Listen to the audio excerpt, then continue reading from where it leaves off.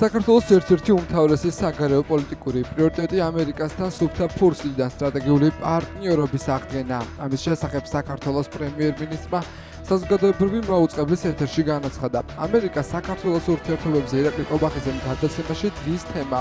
ისაუბრა მთავრობის მეთაურის განცხადებით, ამ კუთხით მნიშვნელოვანი იყო შეხვედრა, რომელიც ამერიკის ელჩსა და საქართველოს საგარეო საქმეთა მინისტრს შორის გაიმართა, რა დროსაც ორივე მხრიდან გამოითქვა ინტერესი, რომ არსებითად და თვისებრივად გადაიტვირთოს ურთიერთობები საქართველო-ამერიკის შეერთებულ შტატებს შორის. პრემიერ-მინისტრმა აღნიშნა, რომ ამერიკის შეერთებული შტატების ელჩთა შეხვედრა საგარეო საქმეთა მინისტრის ინიციატივა იყო და ის მალევე შედგა. ირაკლი ყობახიძემ ამერიკაში ელჩის დანიშვნაზეც ისაუბრა და თქვა, რომ კანდიდატურა შერჩეულია, პროცესი დაწყებულია და დეტალური ინფორმაცია საჯაროდ მოგვიანებით გახდება ცნობილი. ამერიკის შეერთებულ შტატებთან სტრატეგიული პარტნიორობის აღდგენა სუფთა ფურცლიდან, ასე ვიტყოდი, არის ჩვენი ერთ-ერთი უმთავრესი საგარეო პოლიტიკური პრიორიტეტი. ამ კუთხით არის, რა თქმა უნდა, მნიშვნელოვანი შეხვედრა, რომელიც შედგა ჩვენ საგარეო საქმეთა მინისტრსა და ქალბატონ ელჩს შორის. ერთი რაც შემიძლია გითხრათ, რა თქმა უნდა, მიღებული არ არის დახრულ გარს მიღმა გამართული შეხვედრების შინაარსის გარეთ გამოტანა. თუმცა ერთი რამ შემიძლია გითხრათ, რომ ორივე მხრიდან გამოითქვა ინტერესი, რომ არსებითად და თვისებრივად გადაიტვირთოს ურთიერთობები საქართველოსა და ამერიკის შეერთებულ შტატებს შორის. ჩვენ მანამდე გავაკეთეთ არაერთი საჯარო განცხადება, მე პირადად გავაკეთე არაერთი საჯარო განცხადება იმასთან დაკავშირებით, რომ ჩვენი სურვილია სრულებით გადაიტვირთოს ურთიერთობები სუფთა ფურცლიდან, დავიწყოთ სტრატეგიული პარტნიორობა და არა მარტო დავიწყოთ სტრატეგიული პარტნიორობა, არამედ ეს გავაკეთოთ კონკრეტული გზამკვლევით, სადაც ასახული იქნება კონკრეტული ამოცანები. გავწეროთ ერთად კონკრეტული ამოცანები, სადაც იქნება ასახული პრიორიტეტები, ორივე ქვეყნისთვის მნიშვნელოვანი პრიორიტეტები და ასე გვესახება ჩვენ სტრატეგიული პარტნიორობის აღდგენა. არის ღირებულებითი თანხwebdriver, არის თანხwebdriver ხედვებს შორის, ეს არის რასაც ყველა ხედავს, ხო, ეს არის ასე ვთქვათ საჯარო მოცემულობა. დანარჩენი არის ვფიქრობ დამოკიდებული იმაზე, თუ როგორი ნაბიჯები გადაიდგება ორივე მხრიდან. ჩვენ მხრიდან არის სრული მსაუბრა. თავარია რომ კონკრეტული ნაბიჯები გადაიდგას. ეს ყველაფერი იქნება დიდწილად დამოკიდებული იმაზე, თუ რამდენად დამარცხდება საბოლოო deep state ამერიკის შეერთებულ შტატებში. პრობლემები კვლავაც არის deep state-ის სერიოზული გავლენა, თუ მოხერხდება deep state-ის დამარცხება სრულად თუ თვისებრივად, ამ შემთხვევაში მე ვფიქრობ, რომ ვერაფერი დაუდგება წინ. საქართველოს პრემიერ-მინისტრი ფონდების ანგარიშების დაყადაღების საკითხსაც გამოეხმაურა და თქვა, რომ ენჯოების მსგავსად მათი საქმიანობაც გაუმჭირვალე იყო. ირაკლი ყობახიძის განცხადებით, გამოძიების პრეროგატივაა დაადგინოს იკვეთება თუ არა დანაშაულის ნიშნები კონკრეტული ფონდის საქმიანობაში. მისივე თქმით, პროკურატურა შეუძლია ამოიღოს დეტალური ინფორმაცია და ამის შემდეგ საზოგადოება დაინახავს, სინამდვილეში რაზე იხარჯებოდა კონკრეტული თანხები. შეგახსენებთ, რომ დაყადაღებულია 5 ფონდის, ნანუკას ფონდის, ნიკა გილაურის პროსპერით ჯორჯია, ფონდის ერთმანეთისთვის სირცხვილიასა და თბილისის ადამიანის უფლებათა სახლის საბანკო ანგარიშები. პროკურატურა გადაწყვეტილების მიზეზად იმ გამოძიებას ასახელებს, რომელიც საბოტაჟის უცხოეთის ორგანიზაციისა და უცხოეთის კონტროლს დაქვემდებარებული ორგანიზაციებისთვის მტრულ საქმიანობაში დახმარების ფაქტზე მიმდინარეობს. სამარცხვინოა რაც წერია მან, უბრალოდ ხოლოდ ხარა დანარჩენი ფონდებთან დაკავშირებით სწორედ გამოძიება შეუძლია, ამოიღოს დეტალური ინფორმაცია და ძალიან კარგად დაინახავს საზოგადოება იმას, თუ სინამდვილეში რაზე იხარჯებოდა კონკრეტული თანხები. ნახავს მიზნობრიობას და ყველა დაინახავს იქ არის თუ არა დანაშაულის ნიშნები. ხო, ეს არ არის ჩემი პრეროგატივა, პროკურატურა შეუძლია დაადგინოს იკვეთება თუ არა დანაშაულის ნიშნები კონკრეტული ფონდის საქმიანობაში. ამიტომ წინ გაუსწრებენ ნურც ფონდის ასე ვთქვათ მართველები და ნურც სხვები ამ მოვლენებს გამოქვეყდება არასაჯარო იყო, ხო, როგორც ენჯოების საქმიანობა არის გაუმჭირვალე, ასევე ამ ფონდების საქმიანობაც იყოს სრულად გამომჭირველი. თუ ასეთი ქველმოქმედებითი იყვნენ დაკავებული, რა თქმა უნდა, ყველა მიწისძვრითაც იყვნენ დაკავებული, რატომ არ დადეს გამჭირვალედ საკუთარი ხარჯები მაინც? აი, არ უნდა შემომჭირვალების გასაჯაროება, მაგრამ ხარჯები მაინც გამოიქვეყნებინათ, ხო? პროკურატურა გააკეთებს იმას, რაც მათ ჰქონდათ დასამალი, ხო? გამჭვირვალობაზე ამ შემთხვევაში ისინი ამბობენ, რომ პირიქით ყველა თანხა იყო გამჭვირვალე და დანიშნულებებშიც მიუთითებდა. შეიძლება გამოიკვეთოს დანაშაულის ნიშნები, შეიძლება არა, ამას დაადგენს პროკურატურა. ეს არ არის ჩვენი პრეროგატივა, არც ჩემი, არც რომელიმე სხვა მოქალაქის, ეს არის პროკურატურის პრეროგატივა და ყველა უნდა დაელოდოს გამოძიებას. რაც შეეხება თვითონ მტრულ საქმიანობაში ხარდაჭერას და სხვა თორსების საბოტაჟის მოხლით არის ასევე საქმე აღსული, დაფინანსება და ეს შემდეგ, ხო? ნუ მე ზოგადად შემიძლია გითხრათ, აქაც პოლიტიკური სურათი რა არის, ხო? მე აქ ვერ შევალა, რა თქმა უნდა, ვერც აქ ასე თქვა სამართლებრივ მშენებლობაში, მაგრამ პოლიტიკური სურათი რა არის, ხო? დაფინანსება გამოიყოფოდა კონკრეტულ ორგანიზაციებზე, რომლებიც შემდეგ აღმოჩნდნენ, რომ ჩართული იყვნენ რევოლუციურ ქმედებებში. მაგალითად, იგივე გავიხსენოთ 2022 წლის ივნისი. იღებდნენ კონკრეტული ძალები დაფინანსებას, უცხოურ დაფინანსებას. ანგარიშვალდებული იყვნენ შესაბამისად დონორების მიმართ და ეს იყვნენ უცხოელი დონორები და პირდაპირ ავიდნენ ეს კონკრეტული ორგანიზაციები რევოლუციურ სცენაზე და მოითხოვეს თავრობის გადადგომა, რაც საერთოდ არ არის NGO-ს საქმე, ხო? ან პირდაპირ გარედან ფინანსდებოდა საქართველოში რევოლუცია, რაც უკვე კრიმინალია. ნუ ყველაფერი გვერდზე რო გადავდოთ, არ შეიძლება გარედან ვინმე სხვა ქვეყანაში, შენს ქვეყანაში დაგიფინანსოს რევოლუცია. ეს უკვე კრიმინალია. როდესაც შენ სხვა სახელმწიფოს ხელს უწყობ შენი ქვეყნის სუვერენიტეტის ხელყოფაში, ეს უკვე დანაშაულია პოლიტიკური თვალსაზრისით და რაც შეეხება სამართლებრივ დანაშაულს, ამას დაადგენს ისევ და ისევ პროკურატურა.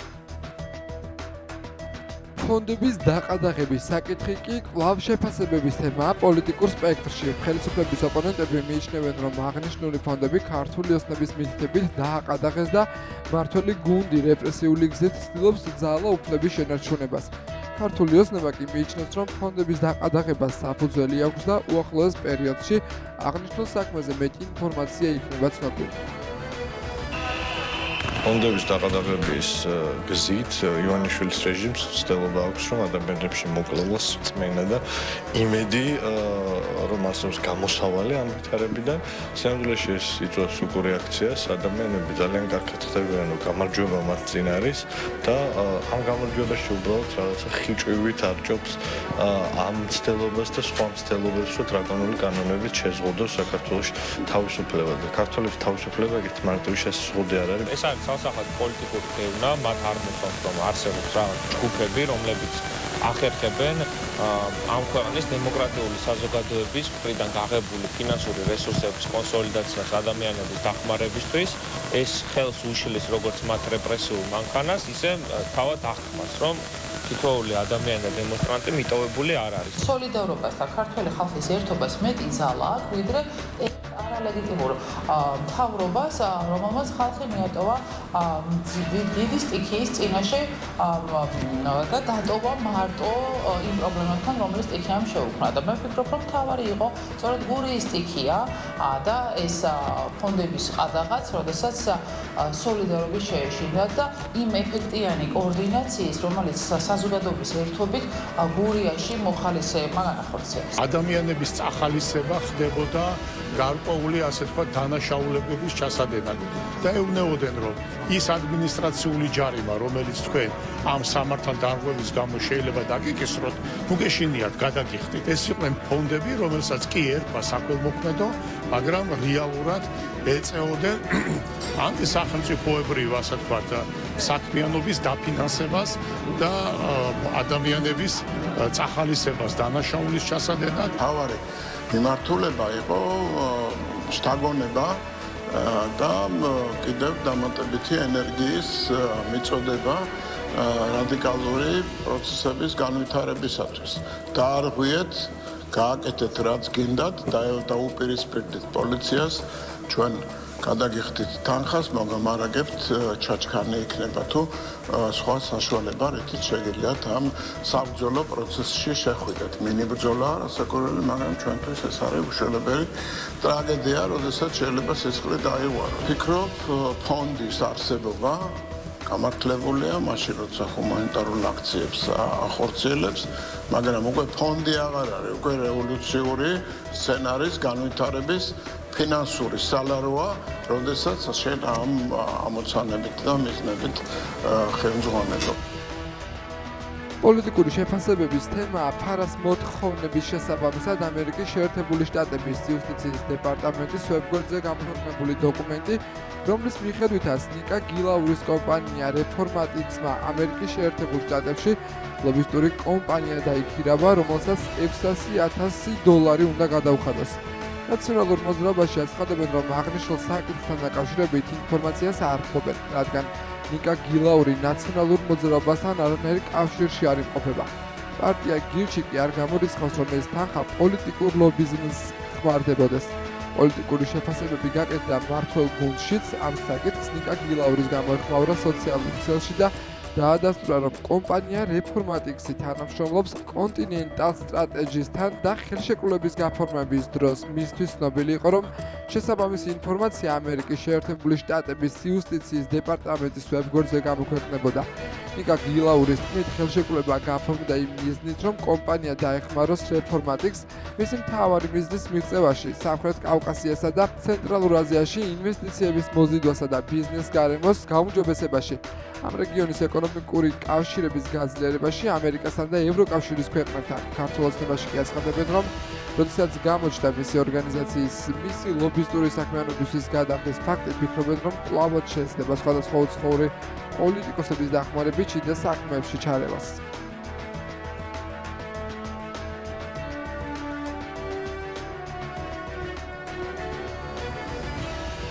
ის არის კერძო პირი, არის ბიზნესმენი და ის კონტრაქტი, რომელიც ლობისტური საქმიანობით მან გააფორმა, არის გამჭვირვალე გამომდინარე ამერიკული კანონმდებლობიდან. და ეჯის შეტანა ამერიკის შესაბამისი სამსახურების საქმიანობაში იონიშვილის რეჟიმის მხრიდან კიდევ ერთხელ აჩვენებს იმ მძიმე გამოწვევას, რაც მათ ურთიერთობებში შექმნეს ამერიკასთან და ეხლა ისინი ცდილობენ, რომ გარკვეულწილად ამერიკის ფარას კანონმდებლობის აღსრულებას უმდებლობა გამოუცხადოს. ძალიან მარტივია. ყველა საკითხზე გამოვიდა ადამიანი ისაუბრა ღიად გამჭირვალედ. მოდი მაშინ იმ კომპანიების შესახებ ვთქვათ, რომელიც ქართული ოცნების ლობიზმს ეწევა. გილაური არაფერს არ ცვლის პოლიტიკურ დღესასრიგში ჩემთვის და დღეს ჩემი ქვეყნისთვის თავარი გამოწვევა არის რეჟიმი, რომელმაც საქართველო აიყვანა მძევლად. ფაქტიურად ეს არის, უნდა ვნახოთ, ხო?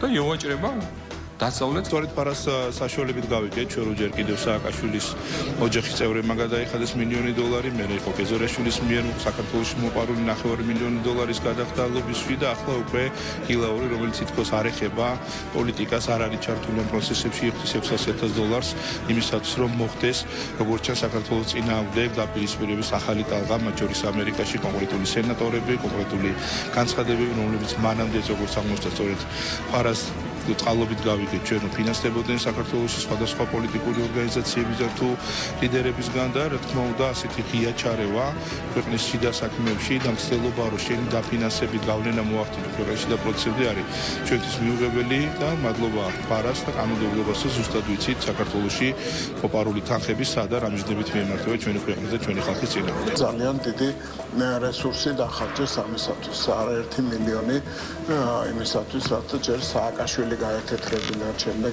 ის ციხიდან გამოეყვანა, იქ რევოლუცია მოეწყოთ, შეკვეთილი სტატიებით აჭრილდა ევროპული თუ ამერიკული მედია, მაგრამ შედეგი მივიღეთ ის, რომ საზოგადოება არ მოთხოვდა.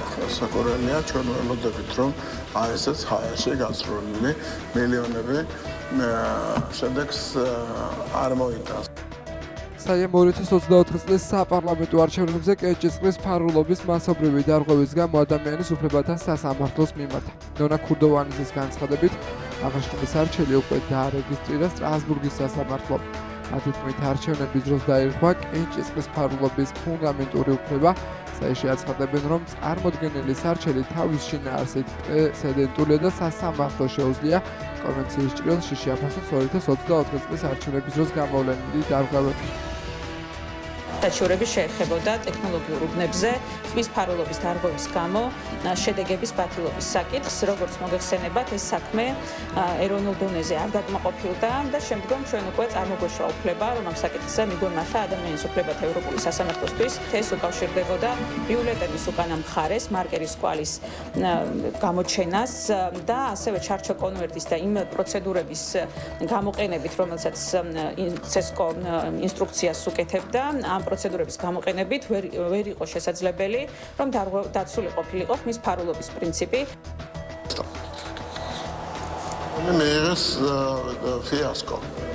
ნებისმიერ საკითხთან მიმართებაში დადასტურდა სტრასბურგმა დაადასტურა სააკაშვილმა შექმნა წამების სისტემა და სისტემური მართვა ისეთი, რომელიც სადილს უკავშირდება.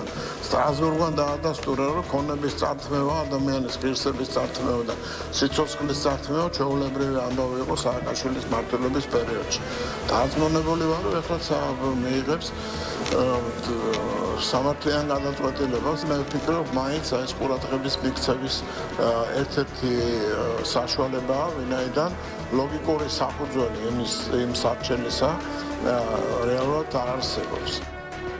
მისთვის ემზადება ოპოზიცია და საბოლოოდ რა გადაწყვეტილებას მიიღებენ 2025 წლის თვითმმართველობის არჩევნებში მონაწილეობასთან დაკავშირებით. საკითხზე განსხვავებული პოზიციებია. ოპოზიციური პარტიების ნაწილი აცხადებს, რომ 4 ოქტომბრის არჩევნებში მონაწილეობას არ მიიღებს და ერთადერთი არჩევნები, რომელიც დღის წესრიგში დგას, ხალხის საპარლამენტო არჩევნებია. ოპოზიციას ნულოვან შანსს უწინასწარმეტყველებენ მმართველ გუნდში, სადაც დარწმუნებულები არიან, რომ თვითმმართველობის არჩევნებში გამარჯვება სწორედ თავად მოიპოვებენ. რაღაცა გასართობად ექცა ქართულ ოცნებას, რეჟიმს თვითმმართველობაზე საუბარი 7 თვე ამის დარჩენილი. მაშინ როცა ქუჩაში 110 დღეზე მეტია ადამიანები არიან გამოსული და ითხოვენ ხელახალ არჩევნებს, მოძალადეების დასჯას და ყველა პოლიტიკური პატიმრის გათავისუფლებას. ჩვენ ვართ ხალხთან ერთად სტრატეგია აღმაშენებელი. ეს დევს ჩვენი პოლიტიკური დღის წესრიგის მაგიდაზე და სხვა საკითხებს არ განვიხილავთ. მაშინ როდესაც კალენდარში ახლა მარტია და არჩევნები არის ოქტომბერში, მაშინ როდესაც 100 დღეზე მეტი პროტესტის მთავარი მოთხოვნა არის ახალი საპარლამენტო არჩევნები და პოლიტიკური პარტიების გათავისუფლება. დღის წესრიგში შემოტანა ოქტომბრის კალენდრის მარტში არის მხოლოდ ივანიშვილის რეჟიმის ინტერესი და ამ ინტერესში არ მიუყვებით და გეუბნებით, რომ ახალი საპარლამენტო არჩევნები პოლიტიკური პარტიების გათავისუფლება არის უწყვეტი პროტესტის ის მიზანი, რაშიც ვართ ერთიანები და მიუყვებით ამ თავარ მოთხოვნებს ისევე როგორც მიუყვებით კალენდარს და ოქტომბერზე და ოცნების დღის წესრიგით ნაკარნახელ საკითხებზე არ ვაპირებთ ყოველდღიურ რეჟიმში პასუხების გაცემას. როგორც დედაქალაქში, ასევე ჩვენ სხვა მუნიციპალიტეტებში ვეყოლება მე როგორც ღირსეული კანდიდატები, ჩვენ მზათა ვართ 64 მუნიციპალიტეტში კვლავ ავიღოთ პასუხისმგებლობა როგორც აღმასრულებელ ხელისუფლებაზე, ასევე წარმომადგენლობით ორგანოში გამარჯვებაზე, რაც შეეხება ოპოზიციას, მათ გადასაწყვეტი არ არის პირდაპირ თუ არა არჩევნებში მონაწილეობა, თქვენიც რო კოლექტიური ნაციონალური მოძრაობა დავალებას იღებს და ფინანსდება ქვეყნის გარედან და რა დაკვეთაც ექნებათ, მათ სავარაუდოდ ისეთ გადაწყვეტილებებსაც მიიღებენ, თუმცა მე ურჩევდი მათ რომ მოეზადონ ადგილობრივი თვითმმართველობის არჩევნებისთვის, რადგან მანამდე 2028 წელი მოქმედობაში, რა თქმა უნდა, საპარლამენტო არჩევნების თანხმობის თარიღი არ განიხილება. რაც შეეხება ადგილობრივი თვითმმართველობის არჩევნებს, ოპოზიციას არ აქვს მნიშვნელობა ის იქნება გაერთიანებული სხვადასხვა პლატფორმებზე დაშლილები, არანაირი შანსი არ აქვს. როდესაც ხარ რადიკალი, როდესაც ხარ ქვეყნის მტერი და იმართები სხვა ქვეყნიდან, ხარ ჩვეულებრივი მოღალატე, ცხადია ქართული ხალხის მხრიდან არ გექნება არანაირი მხარდაჭერა და თანადგომა. მათ ძალიან კარგად ესმით ეს, იციან, რომ ისინი განზერუნე არიან მარცხისთვის და არ უნდათ უბრალოდ მონაწილეობის მიღება. ხაშურის მუნიციპალიტეტში მდინარე შოლას ადიდებისას დაზარალებულმა ოჯახებმა კომპენსაცია მიიღეს. ამის შესახებ ადგილობრივი მერიის ინფრასტრუქტურისა და კეთილმოწყობის სამსახურის უფროსის მოვალეობის შემსრულებელმა განაცხადა. ფეხია ბლიაძე ამბობს, რომ მთავრობის დადგენილების მიხედვით 2000 ლარის ფარგლებში დახმარება 400-მდე დაზარალებულ ოჯახს გაეწია. იგი აცხადებს, რომ მსგავსი სტიქიური მოვლენის თავიდან ასაცილებლად მიმდინარეობს გარემოს ეროვნული სააგენტოს მიერ მომზადებული რეკომენდაციების გათვალისწინება და მოხდება დამხმარე არხის მოწყობა. აღნიშნული სამუშაოების ჩატარებამდე კი როგორც ბლიაძე ამბობს, მიმდინარეობს ნაპირსამაგრის სამუშაოები და ორ ადგილას ნაგებობები მოეწყობა. ცნობისთვის მდინარე შოლა გასული წლის თებერვლის თვეში ათიდა და ასობით ოჯახი დააზარალა. მდინარე შოლა პერიოდულად იწვევს მოსახლეობის დატყვევას, აღნიშნულთან დაკავშირებით გარემოს ეროვნულ სააგენტომ მოამზადა შესაბამისი დასკვნა და რეკომენდაციები, თუ რა სახის სამუშაოები უნდა განხორციელდეს აღნიშნული ფაქტის პრევენციის მიზნით და მოწოდებული იქნა რეკომენდაცია, რომ მდინარის დინების რეგულირების მიზნით მოეწყოს დამხმარე არხი იმერეთის ქუჩის ჩართულობით, რომელიც დაერთება დადიანის ქუჩაზე მდებარე არხთან. საკმაოდ დიდი მოცულობის სამუშაოებზეა საუბარი, საკმაოდ დიდი შესაბამისად ღირებულებიდან გამომდინარე დიდი მოცულობის იქნება და წარდგენილი იქნება თანადაფინანსების ფარგლებში. ამ ეტაპზე მიმდინარეობს ტექნიკური პირობების მოძიება და ფინანსური რესურსის მოძიება აღნიშნული სამუშაოების როგორც საპროექტო, ისე სამშენებლო სამუშაოების წარმოებისათვის. მთავრობის განკარგულებით მოხდა 400 მოსახლეზე მოხდა ფინანსური კომპენსაციის გაცემა. 2000 ლარის ფარგლებში გაიცა თითო მოსახლეს. მუნიციპალიტეტი პარალელურად ახორციელებს ნაპირსამაგრის სამუშაოებს მდინარე შოლასთან დაკავშირებით. მოგეხსენებათ 24 წლის თებერვალში უხინალექის შედეგად აღნიშნულმა მდინარემ დატბორა ხაშურის გარკვეული ნაწილი, რამაც გამოიწვია მოსახლეობის დაზარალება. ხელისუფლებამ იზრუნა მოსახლეობისათვის და მოხდა კომპენსაციის გაცემა აღნიშნულ ფაქტთან დაკავშირებით.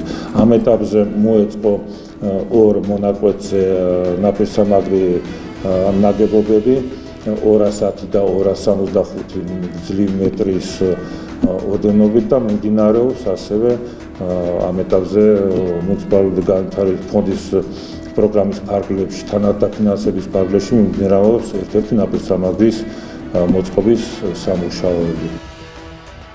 დაუნის სინდრომის საერთაშორისო კვირეული იწყება. ღონისძიებების ფარგლებში გორში ინტეგრირებულმა თეატრმა აზდაკის ბაღი იმედარ დუმბაძის ჰელადოსის მიხედვით დადგა, რომელში მონაწილეობაც პროფესიონალ მსახიობებთან ერთად შეზღუდული შესაძლებლობების მქონე პირებმა მიიღეს.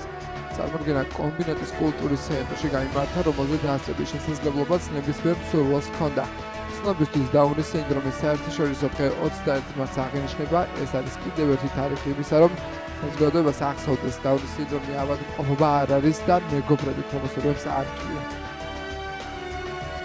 ეს არის ინტეგრირებული თეატრი აზდაკის ბაღი, რომელიც მოიცავს დღესდღეობით 18 შეზღუდული შესაძლებლობის მქონე მენტალურ შეზღუდულობაზე მაქვს საუბარი, მქონე მსახიობს და პროფესიონალი მსახიობების ინტეგრაციას და ერთად სცენაზე თამაშს. მოკლედ, ძალიან მალე ჩვენ 10 წელი გვისრულდება, 10 წელია სხვადასხვა სპექტაკლებს თამაშობთ.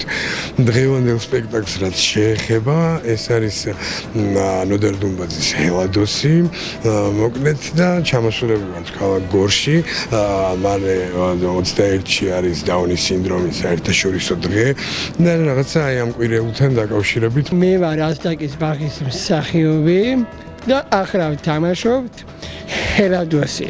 ჰელადოსი არის ნოდარ დუმბაძის ნაწარმოებები. და ძალიან მიყვარს ეგეთი ნაწარმოებები და ძალიან მიყვარს და ახლა შედგება სპექტაკლი ახლა და ძალიან ეხარია და ვამაყობ მთელი გული და სული მაყურებლებო. დაუნის სინდრომის მსოფლიოს დღესთან დაკავშირებით დღეს ჩვენს გორის მუნიციპალიტეტში ტურნეს ფარგლებში გავახარეთ ჩვენი ბავშვები, ჩატარდა თეატრი დუმბაძის პიესის თანახმად. რა თქმა უნდა, ჩვენთვის შეშმოპირების ხელშეწყობა და განვითარება და მათ ზრუნვა მნიშვნელოვანია როგორც თითოეული ყველა ჩვენთაგანისთვის, ასევე მუნიციპალიტეტისთვის.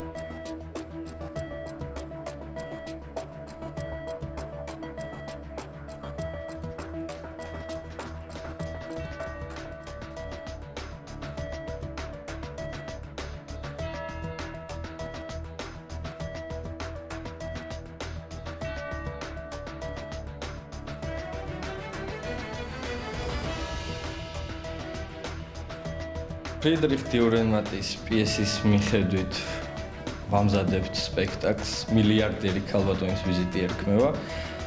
პრემიერა დაახლოებით მაისში იქნება და სულ ახლახანს დავიწყეთ. საკმაოდ საინტერესო ავტორია და საქართველოსთვის მეტნაკლებად უცნობი. სუსურად ვიცი გორის თეატრში დიურენმატის პიესა არც დადგმულა. მოქმედება ხდება გიულენში, სადაც ეწევა მილიარდელი ქალბატონი და ეს ქალბატონი არევს აქაურობას და სრულად შეცვლის ქალაქის წყობას. პირველად ეს პიესა დაიდგა მარჯანიშვილის თეატრში, მიხეილ თუმანიშვილი იყო ამ სპექტაკლის რეჟისორი და მთავარ როლებს თამაშობდნენ სოფიკო ჭიაურელი და თენგიზ არჩვაძე. ხოლო დღეს მთავარ როლებს შეასრულებენ ქალბატონი ლიკა კევლიშვილი და ბატონი კახაბერი.